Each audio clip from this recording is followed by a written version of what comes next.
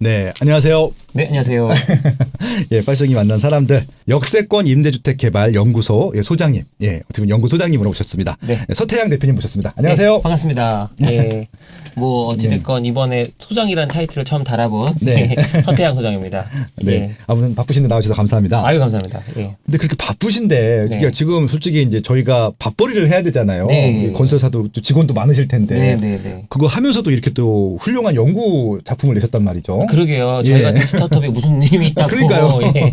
이거 어떻게 보면 나라나 지자체에서 해야 될 일인데 예, 그러게요. 민간 기업에서 하셨단 말이에요. 예, 후원도 못 받고 네네. 그래서 합의를 탈탈 털어. 네. 예, 근데 이게 꼭 시대적으로 필요하다고 생각을 한 게 네. 지금 2020년에 저희가 이제 주택 시장에서 있다 보니까 네네. 너무나 환경이 급변하고 있고 오. 라이프 스타일들도 바뀌고 있고 네네. 세대수의 변화나 1인 가구의 증가가 지금까지 겪어보지 못한 어떤 임대 시장이라는 주택 임대 시장이라는 특이한 어떤 현상을 만들어내고 있는 게 보였어요. 네네. 누가 한 명 좀 연구해서 네. 발표를 해주면 우리 같은 이제 현장에서는 참조해서 네. 일을 하면 좋을 텐데 그렇죠. 예, 임차인들에 대해서는 관심이 없더라고요. 그래서 저는 항상 주의가 네. 돈을 내는 사람, 그 사람 위주로 모든 게 설계돼야 된다 생각을 하는데 다른 시장은 그게 되는데 왜 이 임대 서울 주택의 임대 시장에는 네네. 돈 내는 임차인이 항상 객일까? 그래서 네. 돈 내는 사람이 네. 그러니까 이 서울주택 임대시장의 주인공은 임차인이 되어야 된다. 네네. 그 생각을 하면서 시장을 봤더니 이 서울이라는 데가 네네. 예, 서울 사람도 서울 살고 싶어 하고 네네. 그다음에 부산 사람도 서울 살고 싶어 하고 근데 이 서울 주택에 대한 거는 부산이나 대구나 뭐 저기 광주나 넘어서 그렇죠. 예, 전 세계에 있는 교민들뿐만 아니라 네네. 예, 아시아의 투자자들도 서울에 있는 주요 부동산은 탐내더라. 그렇죠. 그러다 보니까 이게 고밀화된 이 글로벌 도시 서울에서 과연 자기 집 갖고 사는 사람이 몇이나 될까? 네. 그리고 자기 집이 있다 하더라도 자기가 원하는 지역에서 자가를 갖고 있는 사람이 몇이나 될까? 네네. 이게 궁금했어요. 네네. 그래서 좀 알아보다 보니까 네네. 서울에 있는 대다수의 사람들이 사실은 자기 집이 있어도 임차를 해서 그러니까 뭐 투자의 목적이든 아니면 돈이 부족해서건 다양한 이유에서 임차를 해서 네. 살고 있더라. 네네. 근데 그 사람들의 어떤 실태조사 해야 되면 좋겠는데 이걸 갖고 좀 하는 데들이 없겠더라. 네. 돈이 안 되니까. 그래서 저희가 한번 알아보자. 네네. 미래적으로는 사람들이 다 월세 살 것 같다 느낌에 네. 최근에 이렇게 아파트값 뛰는 걸 보니까 더더군다나 그래서 한번 1차적으로 수요조사를 해봅니다. 아, 정말 훌륭한 일을 하셨습니다. 네. 근데 이게 솔직히 말씀드리면 저는 이제 공공 일을 해보니까 알잖아요. 네네네. 공공에서 또 하긴 해요. 네. 근데 아마 이게 활용들을 안 하시는 것 같아요. 왜냐면 시각도 좀 다른 것 같고요. 예, 그러니까 실질적으로 저도 가끔 이제 주거실태 조사라는 결과를 계속 칼럼 쓰면서 언급을 하는데 네. 공공에서 국토교에서 교통 조사한 것들이거든요. 네. 저만 쓰고 있어요 그 데이터를. 그러니까 전 비싼 그건 진짜 거의 10억 이상 들어가는 프로젝트거든요. 그러게요. 그걸 조사해서 왜 활용들을 안 하는지 모르겠어요. 그러니까 심지어는 예. 그거 정책의 그 결과에 나온 대로 정책을 만들면 되는데 네. 반대되는 정책들을 만드는 경우도 있고 그래서 그러니까요. 답답해서. 읽어보질 않으신 것 같아요. 임차인 실태 조사도 분명히 했을 겁니다. 했을 근데, 겁니다. 근데 예. 이제 발표를 안 하다 보니까 일단 네. 민간에서 조사한 네. 결과들을 조금 저희가 오늘 공유하면서 네. 얘기를 좀 나눠보도록 그러니까 하시죠. 저희가 짚어보고 네. 싶은 게 네네. 저희도 이번에 조사를 하면서 이런 게 있겠구나 네. 생각했던 분야가 네. 저희가 맨 처음 비아파트 거주자만 조사를 했어요. 정량 조사를 할 때는 그렇죠. 아파트에 살지 않는 네네. 이제 임차인들 20대, 30대, 40대 어떤 니즈가 있나. 네. 근데 하고 나서 보니까 사실은 전세 살고 있는 사람들이 대부분이 아파트를 빼놓으면 안 되겠다. 네. 그래서 저희가 40대 같은 경우는 또 추가로 했습니다. 그렇죠. 그러면서 저희가 좌담회까지 해봤는데 이게 너무 갭이 큰 거예요. 그러니까 정부 입장에서도 그냥 단순 비아파트 거주자들 대상으로 만약에 임차인 수요 조사를 했다면 네네. 비슷하게 나왔을 법한 이제 데이터가 온라인 조사였고요. 그렇죠. 좌담회를 하면서 실제 만나보니까 이런 얘기가 나옵니다. 네. 내가 월세 한 400까지도 낼 수 있겠다. 그렇죠. 만나보셨잖아요? 네네. 네. 알겠습니다. 일단 네네. 구체적으로 들어가기 전에 이제 네네. 조사의 한번 개요를 좀 정리해 드린다면 하셔야 좀 네. 이해가 될 것 같습니다. 예. 보통 이제 설문조사를 하게 되면요. 네. 조사의 종류가 여러 가지가 있는데 일단은 네. 정양조사가 있고 예. 성조사가 있습니다. 네네. 정양조사는 말 그대로 그러니까 매표본을 조사한다. 그러니까 네. 이제 샘플수가 중요한 것들이죠. 그래서 네네. 이제 정량조사를 이번에 500표본을 조사를 했고요. 네. 서울시에 거주하고 있는 임대주택에 살고 있는 네. 20대 40대 분을 조사를 했었고요. 정량 네, 네. 조사를. 네. 그 정성조사는 지금 연령별 할당을 줬는데 20대, 30대, 40대를 줬는데 거기서 저희 조건에 맞는 분들을 20대 한 그룹, 30대 한 그룹, 40대 한 그룹 이렇게 네, 세 그룹, 맞습니다. 세 개 그룹을 진행해서 네. 제가 사회를 보고 그렇죠. 진행을 해서 네. 제가 했던 멘트들이 다 토시 하나까지 빠짐없이 다 담겨 있더라고요. 저희는 리얼로. 네. 그래서 네. 아무튼 정량 조사와 정성 결과 조사 결과를 바탕으로 좀 이 결과들을 네. 좀 이야기를 나눠보도록 하겠습니다. 네. 일단은 응답자 프로파일은 뭐 그냥 이건 넘어가도록 할 것 같고요. 네네. 일단 첫 번째 문항이 뭐였었냐면은 네. 현재 거주 지역을 선택한 요인이었었어요. 네. 참 책에 이렇게 좀 구체적으로 담기가 힘든데 네. 참 잘 담아서 감사합니다. 컬러풀하게 아주 그냥 네. 잘 담아주셨습니다. 여기 보니까 현재 거주 지역 선택 요인 166페이지에 있는데 네네. 일단은 1위가 네. 이건 제 예상과 똑같습니다. 그렇죠. 예. 그렇죠. 예. 학교나 직장이 가까운 지역이라서 가까워야죠. 결국은 보통 이제 20대 분들 같은 게 20대까지는 학생들이 많을 것 같고 네. 20대 후반부터는 직장인이 많을 것 같은데 네네. 출퇴근 편리성, 네. 저희 말하는 소위 말하는 밥벌이, 그렇죠. 예, 먹고 사는 문제가 해결돼야지 네. 그 다음 부동산 문제는 그 다음 차례다라고 하는 맞아요. 것들이었네요. 예, 맞습니다. 그래서 무려 이제 1순위, 2순위까지 그러니까 복수응대까지 합치게 되면은 네. 100명 중에 네. 59명 내지 60명이 그렇게 네. 응답을 했어요. 그러니까 뭐 흔히 얘기하면 직주근접이죠. 직주근접. 예. 예. 예. 직장이든 학교든 네. 가까운데. 그렇죠, 그렇죠. 예, 이게 내 집 마련해서 사는 사람들이 아니기 때문에 네네. 일단은 자기의 메인이 되는 그 주거지에서 핵심은 결국 학교 아니면 직장. 그렇죠. 네. 예, 그래서 결국은 아마 지금 임대에 살고 계신 분들도 네. 이 요인 때문에 집을 많이 선택했다. 예. 그런 것들이겠죠. 그러다 보니까 그 인근이 아무래도 임대 가격이 비싸더라. 그렇죠. 아무래도 좀 싼 임대 가격이 있는 지역들은 여기서 좀 먼 거리가 아, 멀어요. 예, 그러네요. 네. 같은 서울이라도. 그렇죠. 예. 이 순위가 교통이 편리한 지역이라서예요. 네네네. 예. 근데 이제 저도 이제 이걸 워낙 많이 분석하다 보니까 알잖아요. 네. 지금 직주 근접하고 교통 편리는요. 네. 같은 의미입니다. 그렇죠. 예, 합치게 그 얘기가 되면 그 얘기죠. 예, 합치게 되면은 거의 전부가 네. 이 임대주택 살고 계신 분들은 예. 직주 근접과 교통 요인으로 입지를 선정하고 있구나. 네. 다른 것들은 부가적이구나. 네. 라고 하는 겁니다. 여기서 이제 사실 아이러니가 생기는데 네네. 그러다 보니까 그 아까 말씀하셨던 이 교통이 편리한 지역들은 네. 집가가 비싸죠. 그렇죠. 다 비싸죠. 뭐 상가도 네. 비싸고 집값도 비싸고 아파트값도 비싸고. 그런 데서 저렴하게 살고 싶은 사람들의 마음이 또 이 여기에 이제 거주하기 원하는 임차인들. 그렇죠. 그러다 보니까 이제 시작은 음. 예, 부잣집의 어떤 남자를 만나야 하는 신데렐라 같은 마음으로 예, 그렇게 살아가는. 그렇죠. 예, 내가 원하는데 네. 일단 시작부터 예 그래요. 예. 그러니까 이걸 좀 진지한 얘기 중에 좀 죄송한데 이제 제가 이제 저희 직원 중에 이제 맨 막내 여직원이 있는데 네네. 이게 이제 춘천 사는 친구로 출퇴근을 해요. 네네. 그러니까 서울에 들어오고 싶은데 네. 춘천 집값을 보다가 서울 집값을 보니까 자기는 평생 모아도 못 살 것 같다고 하는 거예요. 그래서 예, 예. 제가 이제 아파트 투어라고 하고 매주 이제 그 답사 나가서 이제 찍는 것들이 있는데 예, 맞아. 압구정 현대 아파트를 가서 찍은 적이 있어요. 예, 그랬더니 예, 예. 여기가 제일 잘 사는 동네야. 그랬더니 네. 뭐 눈이 휘둥그러지면서 네. 그래서 거기 이제 그 신사 재래시장이 있는데 네, 떡볶이집이 네. 있거든요. 네, 네, 네. 너 매일 여기 와서 네. 떡볶이를 먹고 있으라고. 어. 예, 그 지역 분들만 친해져 갖고 지역 분들하고 결혼하라고 제가 이렇게 조언을 했다 그런 적이 나오는데 갑자기 그 생각이 났어요. 아, 예. 그러니까 이게 지금 이제 그 근본적으로 놓고 보면 네. 흔히 저희가 이제 그 책 후반부에도 나오지만 이 역세권의 임대주택 이것을 선호하는 이유가 네네. 어떻게 보면은 음. 이 사람들이 태생적으로 그렇죠. 어찌됐건 직주 근접의 위치에서 교통이 편리한 데 있어야 네네. 그 생활이 어떻게든 더 좋아지기 때문에 네네. 생활의 질이 좋아질 수밖에 없기 때문에 누구나 원할 수밖에 없다. 네네. 근데 여기에는 사실 구조적인 도움이 좀 필요하다. 그렇죠. 뭐 이런 사실 결론이 나오게 됩니다. 그러니까 여기 지금 3위가요. 네. 임대료가 저렴한 지역이라서였는데 네네. 1번, 2번과 3번은 안 맞는 거잖아요. 아예 안 맞죠. 예, 그러니까 네. 지금 요 세 가지 요건을 다 충족하는 주택들을 만들어줘야 되는데 네. 현장에서 이런 또 주택도 만들기도 하셨고 임대주택을 네. 공급하기도 하셨고 네. 개발하기도 하시는데 네. 방법이 전혀 없을까요? 어떨까요? 전 있다고 봐요. 그래요? 예. 어떻게 사실은 합니까? 최근에 네. 이제 그 새롭게 그 이렇게 뉴페이스로 출연하신 네네. 우리 모 장관님이 말씀해주신 그 개념하고 살짝 비슷한데 네네. 개발을 할 때 시세 차익이 없는 토지에서 네네. 건설비만 들여가지고 이런 것들을 약간 쿼터처럼 좀 만든다면 그렇죠. 사실 좀 가능해지지 않겠느냐. 그렇죠. 지금 부동산에 있어서 서울 같은 경우는 토지비가 제일 압도적인 포션을 차지하고 있기 때문에 네. 토지비만 줄일 수 있다 그러면 나머지 부분들은 좀 가격을 낮출 수 있다. 그러니까 저희 네. 책에서 처음 시작할 때 건물주의 어떤 이야기들을 담았거든요. 어떻게 건물주가 되는가. 네네. 그러니까 어쩌다 지하철역이 들어와가지고 네. 땅값이 많이 올라서 네. 그래서 건물이 올라가는 경우가 태반이에요. 그렇죠. 서울 같은 경우는. 그렇죠. 그렇죠. 그러다 보니까 이게 어떤 계획 가운데 되어진 게 아니고 네. 땅값이 올라가서 모든 것이 이제 상승하는 상황이 온 거거든요. 그러니까 어쩌다 보니까 한 20년, 30년 살다 보니까 내 앞에 지하철역이 생겼어. 그래서 고물상 하시던 네. 할아버지였는데 네. 손녀는 이제 빌딩 주인이 되는 상황이 된 거예요. 그러네. 네. 네. 근데 여기에서 시세 차익이라는 단어가 없어진다고 가정을 하면 네네. 건축비는 20년 전이나 10년 전이나 지금이나 큰 차이가 없습니다. 그렇죠. 네. 네. 그러다 보면은 사실 우리가 반값 임대라는 개념을 놓고 봤을 때 네네. 첫 번째 잡아야 되는 게 어떻게 보면은 시세 차익이 없는 토지. 네네. 그거를 나라에서 소유하는 방법은 사시면 되겠죠.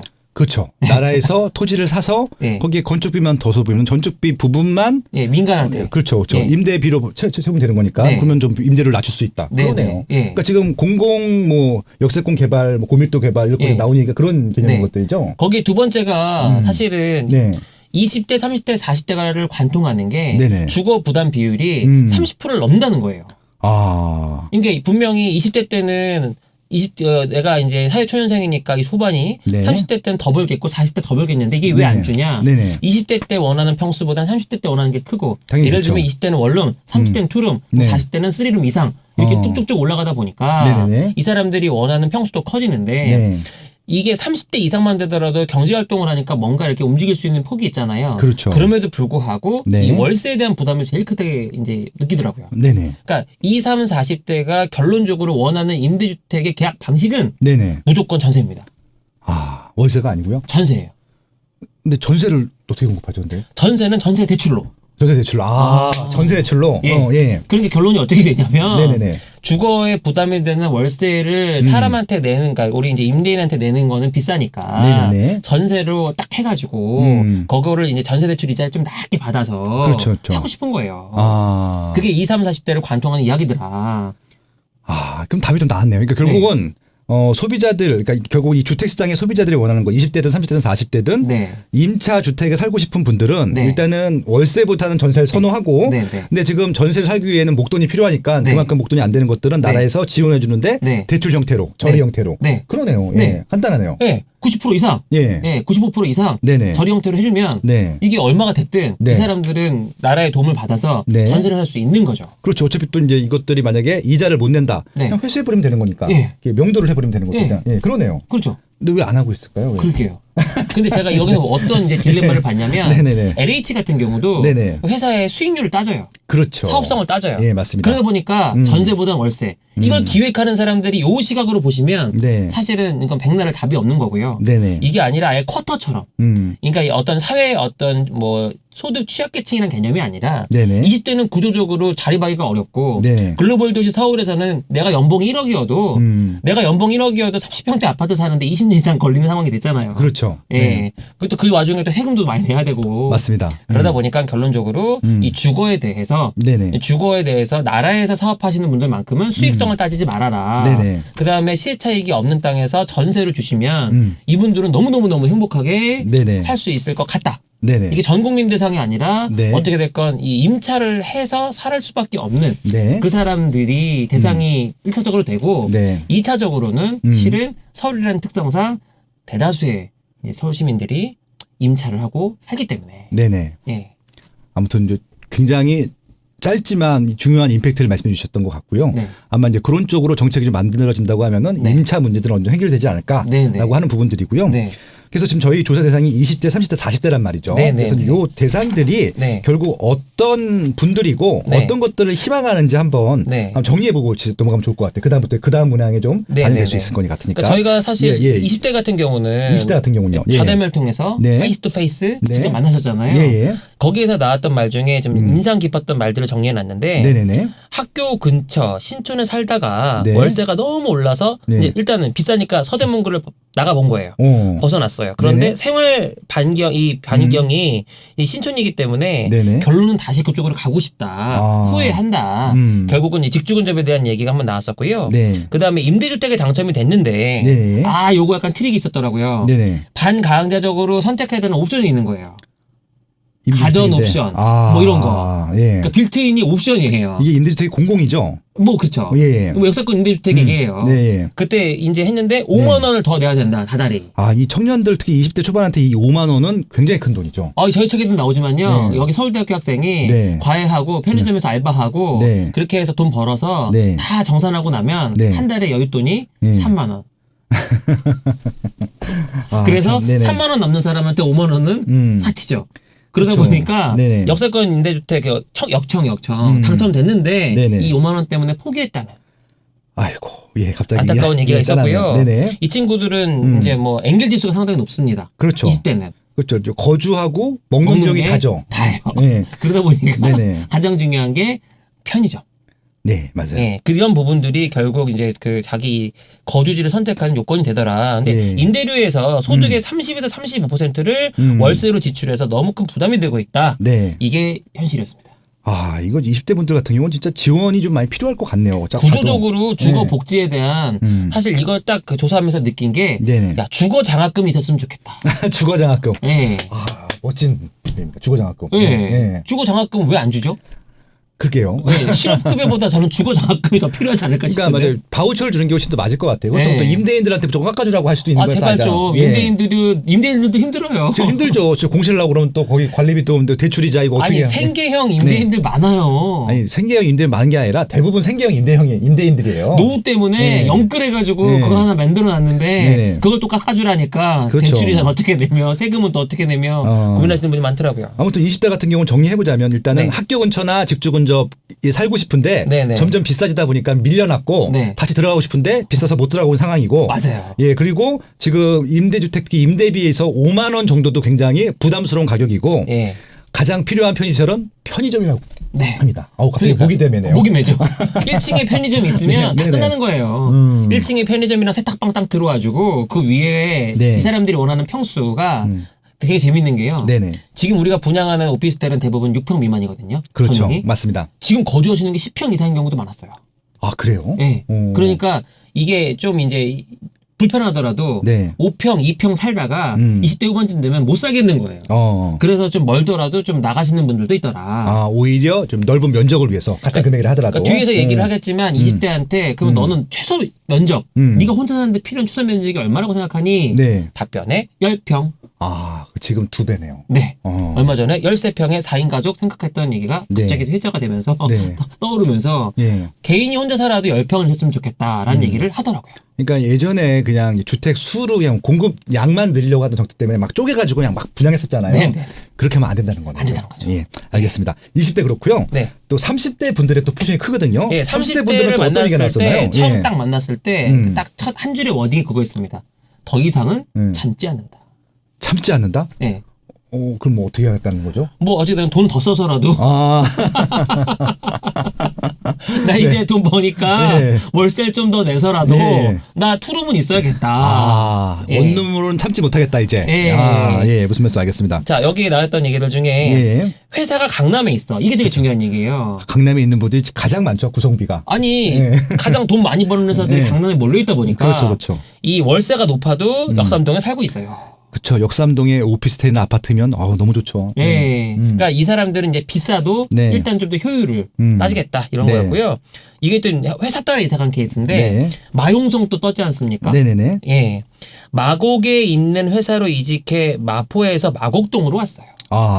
예, 다음에도 이직하면 그 회사 근처로 갈 것 같아요. 예. 30대 직장인 여성분이 말씀하셨고, 그렇죠. 이제 이 얘기 또 나오는데 대출을 받더라도 보증금을 올리고 네. 월세를 좀 낮췄으면 좋겠다. 그러니까 결국 또 대출이니까 이것도 결국은 전세네요. 전세를 그러니까 희망하는 게 궁극적으로 그냥. 그렇죠. 예. 왜냐하면 월세로 이율이 네네. 아무래도 높게 책정이 되니까요. 네. 20대랑 비교하면 이제 지출이 늘어났어요.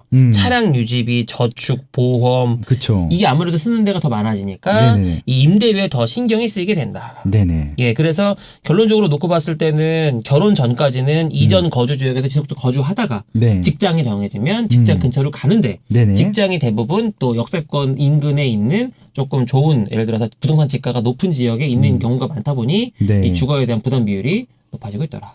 그러니까 20대보다 30대가 낮은 거는 네. 직장이 생겼다는 것들이고 네. 소득이 증가했다는 것들인데 네.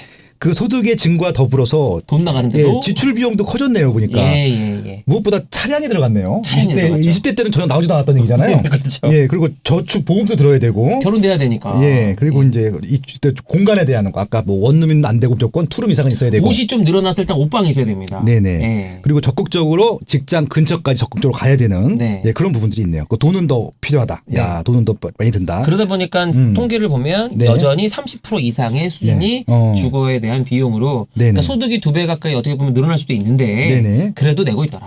네, 그러네요. 네. 마지막 40대는 어떤가요? 40대 같은 경우는 이제 크게 네. 두 가지 분야로 나눌 수 있는데요. 네. 아파트에 거주하는 임차인들이 있고 비아파트에 거주하시는 분들이 있는데 네네. 일단 비아파트 위주로 놓고 보면 네. 이분 같은 경우도 집 근처 여기 더블 역세권이라 서울 어디든지 금방 갈 수 있어요. 네네. 그러니까 이 역시 교통의 편리성을 중요시 여겼고요. 네네. 그 다음에 회사와 집이 역 하나 차이라 출퇴근이 편해요. 그러니까 30대 때 내가 확보해 놓은 집인데 결혼을 안 하는 경우에는 계속 살더라. 이런 게 좀 있었고요. 네. 임대료가 계속 올라 부담스러운데 지금보다 더 오른다면 이제는 이자 이사 갈 것도 생각을 하고 있다. 이게 이제 싱글 얘기예요. 그렇죠. 근데 이제 결혼하신 분들 얘기를 네. 들어보니까 좀 달라집니다. 어떻게 뭐가 달라지나요? 있냐? 네. 애들 학교 때문에 움직일 수가 없다. 그래서 사실은 뭐 지금 그런 얘기가 또 워딩 한 줄이었어요. 40대는 네. 원래 우리 집도 다 전세였다. 그러네요. 네.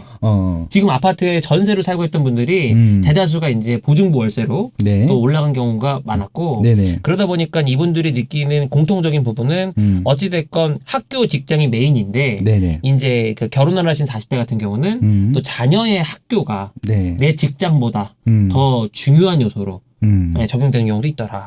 결국은 이제 이건 결혼했는지 여부, 자녀가 있는지 여부에 따라서 40대 네. 같은 경우는 이제 분리가 되는데 네. 아무래도 애들이 없는 경우 같은 경우는 이제 직주 근접이라든지 네. 그 외의 조건이 더 중요한데 네. 애가 태어난 순간부터는 네. 교육 환경에 대한 중요도가 거의 압도적으로 그냥 네네. 이제 주도를 해버리는 것들이네요. 네, 맞아요. 그래서 조금 부담스럽더라도 당연히 뭐 그 교육 환경이 좋은 데는 더 비쌀 텐데 네. 그럼에도 불구하고 이제 전세 살던 분들이 네. 전세 보증금을 더 올려주기 부담스러우니까 네. 약간의 월세를 주는 경우로 네. 약간의 월세가 전세 보증금을 많이 올리는 것도 좀 막아주니까 네. 그런 경우네요. 그거. 사실은 그런 것도 있긴 하지만 네네. 보편적인 시각에선 그 말이 맞는데 네. 저희 책의 앞부분에도 약간 터치가 돼 있지만 분노의 종부세 월세로 대비하자 예. 이런 분들이 있어요. 아. 그 실제로 저희가 만났던 사람 중에 보증금을 5억을 올려주겠다. 노노노 나 전세 더 보증금 빚인데 네네. 근데 뭐하러 올리냐. 한 달에 200 더 내세요. 그래가지고 200을 더 내겠다는 그런 분도 있더라고요. 결국은 진짜 말 그대로 전가가 된 거네요. 네. 종부세가 세입자들한테. 네네. 그러니까 이제 어차피 그 5억 원 더 받아봤자 은행에 돌려줄 넣어도 이자도 안 재료금리. 나오고 그걸로 뭐 투자할 것도 아니고 지금 뭐 네, 그렇죠. 그 어르신들이 뭐 네. 뭐라 주식을 하겠어요. 뭐 뭘 비트코인 하겠어요. 하겠습니까? 네. 그리고 지금 또 아파트를 두 채 살 수 있는 분위기도 아니고. 세금만 나오니까 그렇죠, 그렇죠. 그냥 됐다고 보증금 됐다고 그냥 네네. 월세 내라고. 근데 네. 사실 5억 주는 게 낫지 임차인 입장에서는 그렇죠. 5억을 대출 받아서라도 그걸 주는 게 낫지 200을 더 내라. 네. 쉬운 얘기는 아닌데 맞습니다. 아이들 때문에 일단은 할 수 네. 없는 거예요. 그래도 40대 같은 경우는 좀 소득이 있으니까 네. 월세 200도 감당했다는 얘기죠. 네. 그럼 40대 분들 같은 경우는 어느 정도까지 감당을 한다고 했던가요? 400이요. 400까지도. 네, 맥스. 야, 그럼 웬만한 직장인들은 월급보다 많이 드는 거예요. 근데 이게 어떤 구조로 올라가는 거냐면 네네. 내가 400까지는 할 수 있을 것 같아. 그러니까 400 낼 수 있는 월세를 이 아파트를 찾자. 네네. 이런 경우보다 네네. 이게 이제 집주인이랑과의 어떤 이제 교류를 통해 네. 이렇게 협의를 하다 보니 네네. 집주인이 원하는 숫자가 딱 야, 집값이 우리 집 집값이 지금 살고 있는 게 네. 뭐 사장님 들어올 때 우리 집이 한 10억 정도 했어요. 근데 지금 우리 집이 30억일세. 네. 그러면은 몇백 더 달라고 할 수 있는 거예요. 그렇죠.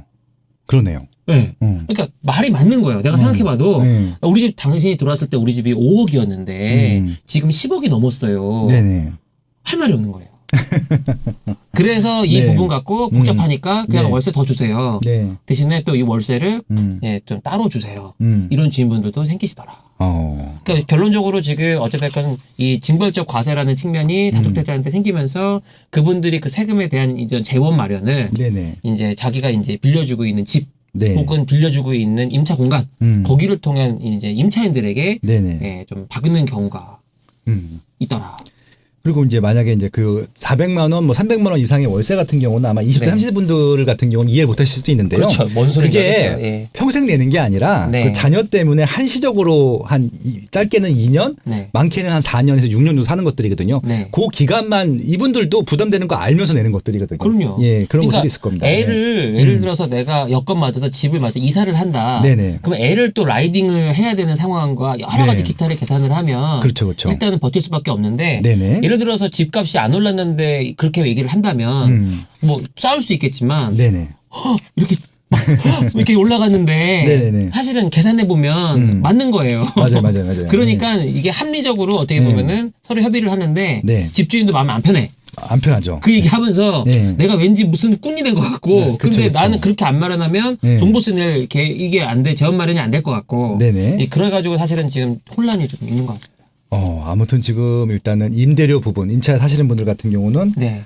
나이가 먹으면 먹을수록 좀 네. 어느 정도 해소가 돼야 되는데 네네. 그 나름대로의 고민들이 점점점 많아지고 있다. 네, 오히려 네. 심플한 것 따지기 때문에 20대 분들이 제일 심플하다. 아니 저희 그런 얘기 있었어요. 20대도 그렇고 30대도 그렇고 네, 열받으면은 그냥 빼시더라고요. 네네. 그러니까 이런 얘기가 있었어요. 강남에서 월세로 4년 가까이 살았는데 네. 집주인이 월세를 슬금슬금 올려서 네. 홧김에 이사했어요. 강남보다는 조금 저렴한 관악구로요.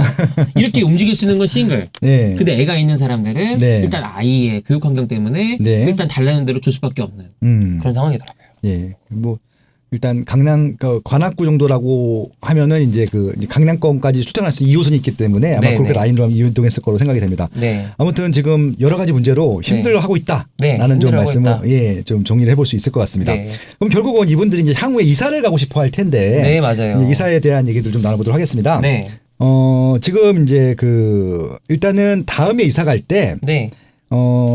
전세나 월세 중에서 어느 걸 좀 더 희망하는 것 같아요? 당연히 전세죠. 전세죠. 예, 근데 전세 물건이 없습니다. 없죠. 어떡하죠? 근데 지금 그래서 예. 지금 소위 말하는 이제 반전세, 네. 반전세를 구하고 있는 거죠. 네네. 구한 게 아니라 그것밖에 없는 거죠. 선택하시면. 상품이 없어요. 예. 예. 결국은 지금 대부분 거의 한 90%, 80% 이상이 네. 전세나 반전세를 선택하고 있는데 그건 전세의 기념이니까 네네. 하고 있다. 근데 없다 보니까 네. 이게 떠밀려서 네. 월세로 가거나 네. 아니면 자가로도 좀 터닝되는 경우들이 있다. 그 정도네요. 아니, 예. 솔직히 이제 이걸 보면서 느꼈던 게, 네. 야, 이 사람들을 다 모아서, 네네. 다 모아가지고, 하나의 이제 군을 형성을 해서, 네네. 이 사람들이 SPC를 만들어가지고, 전세주택을 지들끼리 만들 수 있게끔. 그러니까 이게 젊은 사람들도 그렇고, 나이 든 사람도 그렇고, 네. 결론적으로는 이제 신용을 담보를 해서, 그렇죠, 그렇죠. 미래 가치를 담보를 해서 은행에서 론을 받아가지고, 네네. 이제 이 사회생활을 하는 경우가 많다 보니까, 근데 주거는 이 비용이 크잖아요. 네네. 요거에 대해서 어떻게 풀어주기만 하면 이 사람들의 니즈도 해결을 해줄 수 있을 것 같고 네. 결론적으로 이제 이 사업을 하는 사람들도 남의 돈 빌려다가 사업을 하다 보니까 네. 치고 빠지기 사업에 분양식의 어떤 사업을 했다 한다면 지금은 이제 운영형으로 바뀌어가고 있지 않습니까? 그렇죠. 결론적으로 이제 부담으로 계속 올 거라고 봐요. 그러니까 뉴욕 같은 사례로만 봐도 네. 결국 그렇게 치솟다 보니 결국 어떤 집주인이 발생을 하냐면 네. 안 고쳐줍니다. 그렇죠. 안 고쳐줘요. 안 고쳐준다. 들어와서 알아서 고쳐 쓸 사람들을 구해요. 네. 예. 왜냐면 그 아무리 비싸도 네네. 공급보다 수요가 항상 이렇게 네네. 있기 때문에 이 시장은 누군가 좀 개입을 해서 저는 사실 그래요. 전체를 개입하는 것보다는 네네. 이렇게 이런 시장에 개입을 해서 좀 만들어주면 네네. 폭발적인 반응이 있지 않을까. 지금 어떻게 SPC 말씀하셨는데 네. 어차피 지금 전세 금액들 낼 정도의 분들끼리 모아서 네. 주택을 개발해도 되겠고 아니 충분히 가능한 얘기인 예, 게요. 금액이 예. 왜냐하면 우리가 이제 개발을 모르시는 분들은 조금 이해가 안 되실 수 있는데 통상 우리가 사업을 할 때 100억짜리 사업이다. 그러면 보통 한 15억 내외의 자기 자본이 있으면 네. 다 대출을 해줍니다. 그러니까 전세 금액 정도만 있으면 어차피 전세가율이 한 50% 그래서 되니까. 다 대출을 주면 네. 자기 자본보다 오히려 이제 수익이 조금 더 남는 경우도 있어요. 그러네요. 그래서 제가 말씀드린 핵심이 뭐냐면 네. 임차인들이 위주가 돼서 모여서 네. 앞으로는 제가 예상을 해보기로 플랫폼이 생겨가지고 네. 어떤 지역에 나 이런 전세 원해요 모으면 그 사람들의 자기 자본금의 일정 부분을 더해서 네. 사업을 해가지고 네네. 전세로 주는 네. 이런 게 사실은 소규모 사업에 몇 번 있었어요. 소규모 빌라 같은 데서 전세 들어올 사람들만 모아요. 네. 얼마 나는 몇 평씩 원해요, 몇 평 원해요. 이 사람들의 이제 전세금을 기본으로 삼고 네. 회사에서 일부 투자를 해서 네. 결국 이 회사에서는 건물을 짓고 나서 네. 이 관리비를 수익 모델로 삼는 거죠. 그래서 이 관리비 세대를 늘려나가면 일본 같은 경우에는 반값 월세 하시는 회사들이 있어요. 그러네. 일단 각각 공동 개발자니까. 네네. 임차인들하고. 그러니까 운영을 대행하는 거예요. 재밌네요. 네, 그러니까 임차인이 건물주가 되는 세상이 사실은 가능해졌습니다. 왜냐하면 전세가가 너무 높아서. 네네. 네네. 그럼 결국은 이제 그 임차인들이 뭐 분양을 받을 수도 있겠네요. 네. 나중에 계속 뭐 이사 가버린다면 월세 줄 수도 있는 것도 네, 있고 맞아요. 그런 것들이네요. 네. 그러니까 초기 단계에 이 수요자들만 잘 이렇게 모아줘도 네. 구도가 나올 것 같아요. 예. 예. 아무튼 지금 향후 이사의 희망 계약 방식은 전세였었는데 네.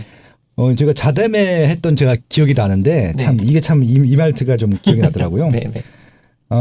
다음번에는 전세로 이사 가고 싶지만 네. 현실적으로 다음번에도 월세로 갈 가능성이 높다. 그러니까 네. 이게 본인의 의지와 무관하게 간다는 얘기잖아요. 네, 맞아요. 20대 대학생 여자분이 이렇게 말씀하셨습니다. 네, 네. 그러니까 이제 희망이 안 보이는 거죠, 이분한테는. 네, 전세조차도 네. 사치스럽다고 생각을 하는 것들. 네. 예, 그러네요. 네. 야.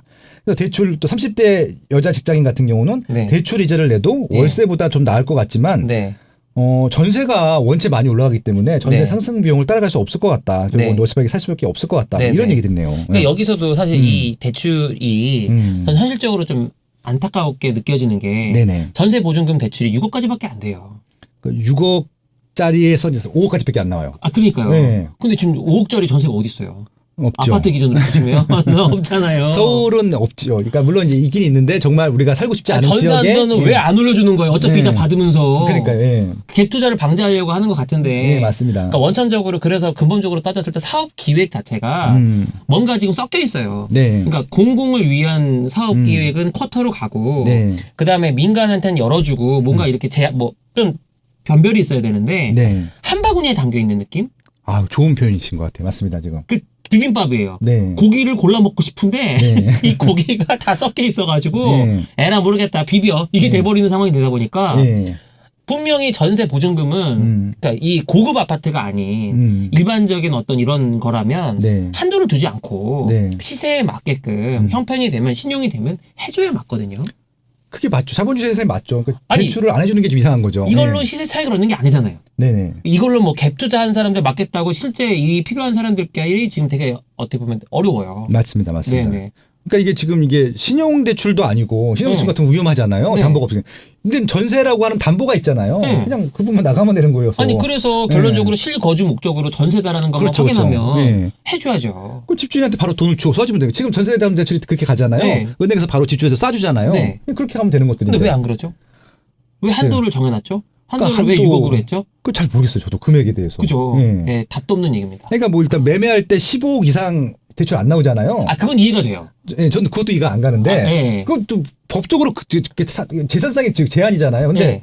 더군다나 이거 임대인데 예. 임대를 안 주는 건 더 이해가 안 가는 거죠. 그러니까요. 그것도 이해가 안 가는데. 예. 예, 그런 거죠. 아니, 그러니까 예를 들어서 집을 그렇게 해놓은 건 뭐 투기를 방지하겠다, 뭐 어쩌고저쩌고 뭔가 대의명분이 있는데 네. 빌려 사는 사람들한테 보증금 빌려주면서 그걸 제한하겠다는 거는 네네. 현실적으로 좀 앞뒤가 안 맞지 않냐. 그렇죠. 왜냐면 자기의 어떤 소득이나 이런 거를 비례해서 대출이 나올 텐데 무조건 원천적으로 차단을 해놨다는 게 네네. 현실적으로 그러니까 근본적으로는 그 부분이 사람들한테 다들 보시면 네. 자존감을 많이 떨어뜨리고 있습니다. 맞아요, 맞아요. 여기 보시면은 이런 거 있어요. 뭐 입주할 땐 전세였는데 집주인이 반전세를 바꾸자고 하더라고요. 예, 아까 그 말씀에서 그 사람인 거잖아요. 원래 대부분 다 전세로 시작을 하죠. 월세가 없었죠, 원래. 네. 왜냐면 집주인 입장에서도 번거롭고 불편해요. 맞아요, 월세 맞아요. 안 내면 어떡해. 아우, 진짜 전세는 좋은 게 속 편하잖아요. 2년 동안 신경 쓸 일이 없어. 재계약할 때까지는. 페이파이 할 때까지는 네. 없는데 네. 월세는 사실 이게 이 집주인 입장에서도 네.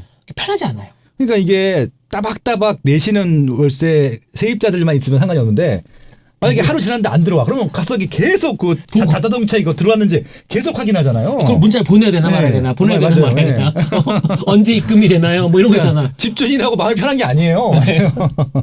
요즘에 코로나 때문에 힘들어요. 한마디 딱 문자 오면 그래서 내가 그럼 뭐다 너 기다려야 되나 말아야 되나 이런 것들이 사실은 집주인들이 무슨 월세 받으니까 무슨 되게 좋아졌다 이렇게 느낄 수 있는데 집주인도 힘들고 또 이 돈 내는 사람도 힘들고 이 상황을 끝내줄 수 있는 게 어떻게 보면 그렇죠. 전세인 것 같아요. 네. 아무튼 이 좋은 제도를. 그러니까 전세라는 제도는 저도 대한민국에서 굉장히 진짜 머리가 좋았기 때문에 우리 선조들이 만들어진 제도를 생각하는데 이것들을 나라에서 활용했으면 좋겠어요. 어차피 대출해주고 이자 받으면 되는 것들이니까 이게 손해보는 장사는 아닐 것 같거든요. 그러니까 이게 지금 사실은 실물 경제 저희 현장에 있으니까 현장하고 이제 정책하고 조금 따로 논다고 느껴지는 부분이 사실은 얼마든지 빠져나갈 구멍은 있습니다. 항상 제도가 있으면 머리 좋으신 분들이 또 위에 있어요. 근데 대다수의 일반인들은 머리가 좋지 않으세요. 그 머리가 안 좋은 이라는 게 이게 그런 쪽에 편법 머리겠죠. 그러다 보니까 실제 필요한데도 예를 들어서 갑자기 똑같이 살고 있는데 50만 원 더 내세요. 부담이 너무 큰 거예요. 그런 상황들을 좀 안 만들어졌으면 좋겠다. 그런 요구들을 하셨습니다. 아무튼 지금 향후 계약하는 방식에 대해서는 전세를 희망하지만 현실은 월세로 회귀할 수밖에 없다라고 하는 게 좀 결론이었던 것 같고요.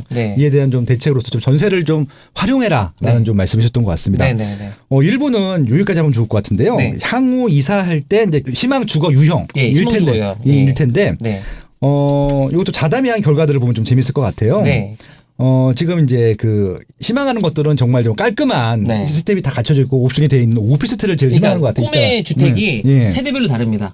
자, 처음에 원룸 시작할 때 대부분 지옥고에서 시작을 하기 때문에 그들한테 로망은 20대 때 오피스텔에 살고 싶다. 맞아요. 있어 보이잖아요. 일단. 오피스텔 살고 싶다. 풀옵션. 오피스텔 살고 싶고 이제 30대로 올라오면 꿈의 주택이 아파트에 살고 싶다. 역시 아파트죠. 오피스텔 살아보니까 불편해. 아파트가 최고야. 그리고 이제 40대로 넘어오게 되면 관리가 잘 되고 옵션이 좋고 이렇게 안전한 아파트에 거주하기를 원하나 여기서 이제 주거형의 변화가 생깁니다. 그렇죠. 어떻게 생기냐? 이제 애들이 크고 분가할 때쯤이 되면 이분들은 이거 정리하고 좀 타운하우스나 연립이나 다세대나 빌라로 갈 확률이 큽니다. 왜일까요? 왜일까요? 자녀들의 결혼 자금. 돈이 없어서죠, 이거. 참 이것도 참 아이러니한 겁니다. 이거 되게 이게 진짜 이거는요 정부분들도 모르세요. 솔직히 이거 리서치 해봐야 나오는 것들이거든요. 안 물어봤으니까 그런 거. 아니 멀쩡히 아파트 살고 있다가 왜 팔까 봤더니 자녀들의 결혼 자금 마련해 주느라고 또 이제 쪼개서 나가는 거예요. 그러니까 이게 아파트에서 끝까지 아파트로 가는 세대들은 경제적 여유가 있는 거예요. 럭셔리합니다. 그분들은 부자는 아니더라도 여유가 있는 집안들일 텐데 아파트 살다가 분명히 다세대 빌라로 내려오시는 분들은 뭐가 문제가 생긴 거잖아요. 그렇죠. 그러네요. 그러다가 타운하우스 나가고 전원주택 나가는 이유가 대다수가 이제 애들 때문에 이제 좀 돈을 마련해 주느라고 했는데 더 웃긴 건 뭐냐면 이분들이 조금 그렇게 살다가 다시 이제 60대가 되면 60대가 되면 모여듭니다. 역세권으로. 왜 그럴까요? 왜 그럴까요? 뭐 불편하고. 아니요. 뭐 이런 것도 있는데 병원 때문에. 병원 때 맞아요. 결론적으로 그래서 그러니까 생활 편의시설 20대 때 원룸으로 시작해서 60대 원룸으로 가시는 분들이 적지 않더라. 이게 어떻게 보면 사이클이 좀 이게 참 어떻게 보면 아이러니한 거네요. 원룸에서 원룸으로 한다. 20대 때 원룸으로 시작해서 60대 때 원룸으로 가는 주거 취약계층이 있습니다. 제가 웃으면서 얘기하지만 웃으면서 할 얘기는 아니고요. 맞습니다. 저희가 이번에 설문조사할 때는 그 얘기를 넣지는 않았지만 50대, 60대 특히 이제 이혼하시는 분들도 막 생기고 이러다 보니까 또 건강의 이유로 어찌됐건 역세권에 또 거주의 희망이 늘어납니다. 그러니까 이분들이 또 누구랑 경쟁을 하느냐? 20대랑 경쟁을 하게 돼요. 그러네요. 역세권을 두고 20대랑 다시 경쟁을 한다. 야, 그러네요. 어떻게 좀 해주세요. 아무튼 지금 20대 분들 같은 경우는 로망은 오피스텔이다. 근데 30대 분들은 오피스텔 한 번 정도는 살아보는데 그래도 아파트더라. 가족생활 하려고 하면은. 근데 이제 애들이 키우기 시작하면서 애가 어떻게 보면 장성해서 이제 애들을 분가시킬 때는 돈이 부족하기 때문에 애들한테는 작은 소형 아파트라도 해주고 나는 남은 돈으로 다세대 빌라 혹은 좀 외곽지에 가서 뭐 타운하우스라든지 단독이라든지 살아봤는데 아프니까 그리고 이제 60대 되면은 다시 종합병원이 있는 그것도 역세권과 종합병원이 있는 서울에 큰 아파트 못 들어가니까 또 다세대 빌라나 원룸이야. 그러네요. 그러니까 이러다가 자연스럽게 뭐가 되냐면 1가구 2주택이 됩니다. 그래서 이제 또 과세의 대상이 됩니다. 아이고 참 다이나믹해요. 롤러코스터 탄 것 같아요. 그러니까 이게 부자라서 과세 대상이 되는 게 아니라 어떻게 선택을 하다 보니까 그렇게 된 거네요. 그러니까 이 사람들이 처음부터 무슨 뭐 계획이 있었던 게 아니고 네. 흘러 가다 정말 열심히 살다가 보니까 네. 1가구 2주택이 돼 있는 경우가 적지 않았어요. 야, 아무튼 지금 이제 주택 시장을 좀 현실에 있어서 이제 실제 설문조사를 한 결과를 갖고 말씀드리다 보니까 되게 좀 구체적이고 디테일했던 것 같습니다. 아무튼 1분 여기까지 하고 2분은 구체적으로 몇 평형대를 더 희망하고 있고 어떤 옵션들을 희망하고 있고 왜냐하면 가면 어디에 가고 싶은지 이런 니즈들을 알아야지 이 주택을 개발하시는 분들이나 정책을 만드시는 분들도 좀 반영을 하실 것 같거든요. 이 방송을 많은 분들이 듣고 계시기 때문에 정책적인 차원에서 아니면 또 이게 사업하시는 분들 차원에서 아니면 여러분들 또 옵션을 고르는 차원에서 한번 한번 그런 얘기들을 2부에서 예, 나눠보도록 하겠습니다. 예, 고맙습니다. 감사합니다. 네.